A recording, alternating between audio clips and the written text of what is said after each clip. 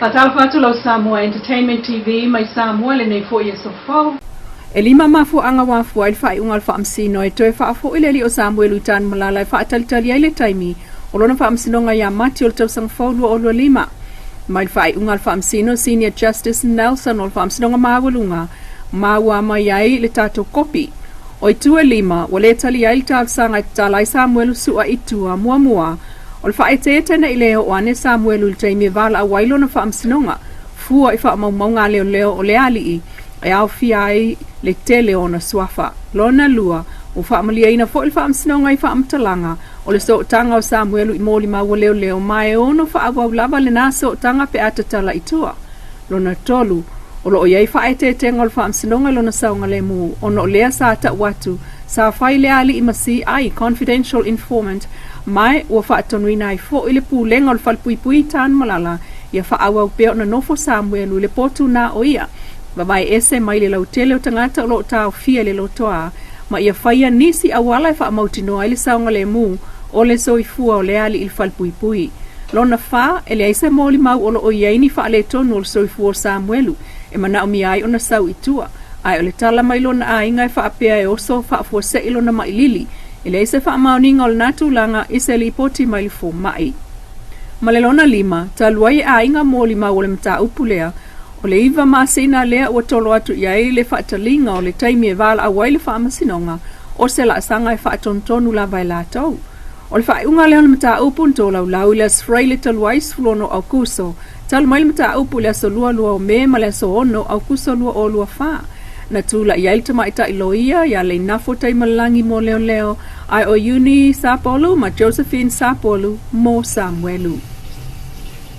Ale wala ngona nei le sai fa ala wa tele el fai pule fa lata tolu ya le ala el pule rimoni aya fil fa mtalanga o fasi tele ai ai lunga so ta inga tele vave mai ala wai le vai onaito inga tangata ele ngata ina sai le fai pule fa sanga itangata o fa sanga ta watu ya te ya ai wai to sai fo ile fa masino sili fa masino nga Samoa ilona le fai o se polo inga tau fi ai tangata mai le so ona fai o tala fa sanga ya te ya o matuana mona o i lani e lo fe na kama i o whano no i whai umarina mea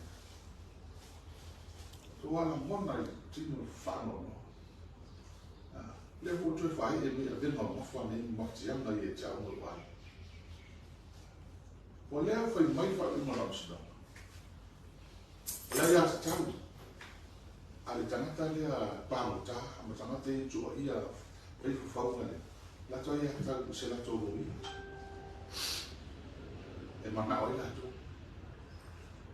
ai fa fe ia ta o la ia ta o ai na ta ta o ia fia la so no o la to o va su ia mo ia e mo li mau o ta ma lo mo leo mi sta leo fa lo mo leo la to o ma ia fia la so no le tu ia fa le ma lau pea lo fasio tanata i o me Yesu. Sa ila le manatu. E wha apere uma le mwhai lau sinsilia ni maki. Whai masana ora, pato no mani, e ta ofi. Whai no amatalanga. Whawhau nei, le ta o se i uma ni whai le te whasi. Ma toa la mana whai. Ma le si mea mta tia lutu le. Lono mina o leo tu uai whaitalia ale tamate mōria. O wa ale mea msa wai tato, ma lo mama e whai lea manoa whansu. E le whai e se ai, se pule se, nata mōria kutula. Whai lea manoa whansu. O ma e au sa noa le whia mali, tumata e au si mo sai. E whai tau sama le whansu. O no lea. Tele tangata wa fia. Le atu nuu afu. Mai e te tai se o tangata e alo tanga runga leo. Mai se stama mona ina le mea. Ale ale leo tu le. Tai. O le toe tolo ai o le mta upu le solua o no mati lua o lua lima ina uatalia ele famsino le talo sanga alo ia mai le tute te e Samoa nei ma New Zealand o la tau wa uma ona iai a la tau mta upu whaata tia le tau sanga le nei ma tu atua i loa le mta upu lea ia mati lua o lua lima. O le vai so nei le toe uso ele fono le palemene. Pei ta u whaamaunia mai le taunu watu i le ofisa o le fonga fetalai o le mauta fono vai tu la fono a Samoa. Papali i li o ta e umasipa u le tusi whaasea. Ale tamaita ia o ngā whaatu stala o le Universitea o Samoa Lise Marie Schmidt. O le tusi o lo avatu i le leo leo sini o mta upu tau soli tu la fono le ofisa o leo leo. Le fionga ainu u sala a sale sala a. O le tusi whaasea o lo tua iai ni la fonga o ngā alfai pule o whaleata. Le ala i le pule limoni a ia fi lunga so ta inga te le vave le stolu tasio Julai lua o lua wha. O wha mawinai vaenga o le video e manatu me Schmidt ua ta umau la loinai lato. O lo molia le mta upule so tangalava i le maliu. O le tama onga Universite tu au Maltino talumai apelila lua o lua tasi. O le tusi whaasea alta mai ta ia onga le Universite o Samoa me Schmidt o ta uai. O lea o loo whaatali lo lato whaamasinoga i lea solua o no mati lua o lua lima. Ai lea ta tau la fonga tau whai whaasanga ia i lato o loo whaia e le whaipule o whalea ta tolu. Matalo sanga i nai e me Schmidt le li i leo leo e tanga iane ise whainga tala whiangai mo le whaipule whaasanga iana la fonga tau whai ma le whaalumaluma. Elena o whaia o ngā ulo le manu Samoa le fionga muli anga tele Brian Lima na whaate ia i le momotu whaafua sei o lana kone kalate. Ua ta ua le ofisilio la kapi Samoa whale o mawaenga Vincent Fepule ai i le observer o le astona ina te anei. Le whaai ungai whaamuta kone kalate a muli ang tele ma le pulenga o le taito o fitu. Peita ina ta ufo i a muli ang tele le observer i le astona ai. Na avatu le tusi i le aso na malanga ai.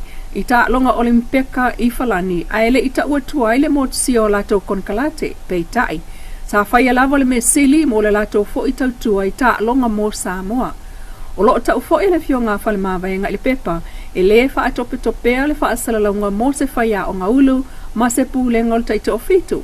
Peita e tau lava no o atu taimi Oceania 7, ia Novema waiai.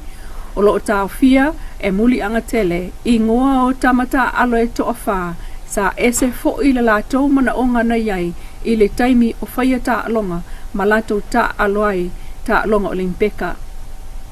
Po le ala vale mamao Alaska le na maliu whaafose i mai ai le ala o Samoa o te maita isfulono tau sanga, i le whai ungol vai aso na te nei, ai walongo ti ngā uma i le fia afe o Samoa i tu e fia o le lalulangi, nau o atu iai whaalau i loa i sota inga te le vave. Ua whaato esem whaamalulu whaalawo i te leile pule o leo leo i Anchorage, Alaska, i le tina mauso ai o le ainga o le teine talavou, ua maliu ina ua whana o tie leo leo. O le whaale tonu lea o le taliane leo leo, i le wala au e pe o na lipotia e ona uso, o lo o ue ista le awhaleanga ese, mai na usta ia lava i whaatonu ngā leo leo, e pe o na mōli mau lona ainga na iai, na so o lava le pulwhana e tolu, ma mali wai. E tupu lea whaale tonu o lo o iai lava o na tei ma o na uso ai o lona tina na lamalanga tui tutuila mo Alaska ilo lato maota. O le asto na inti anein tal sangai nai le mamadu o Samoa i Alaska e awa yane i le savali file mulen whai le ofisa o leo leo peitai. O le isi whaasea le ainga o le umane o na toe tau su e leo le falma i ave i ailo lato wafine. O se tamaita i alo fangia tele si o manga o lona ainga. Toe loto alofa i whanau o na uso e pe o na tau whaalawo i tele e o na uso i le Alaska News Source. Ua lia patia e le o le taimi mua leo umali wai se tangata i leo leo e tali atu i wala au mo fisoswani. E mamoli e tuai wha mai sengam wha maa whanwhananga le Atamua News e le tina loto maa fatia ai o uso o ista le afa ma a inga loto wha vau i le maftanga ua motusia wha afua sei. Talanal nei tu la, wha poponga, le taimi level nei lea soa tae au e wha soifua ia.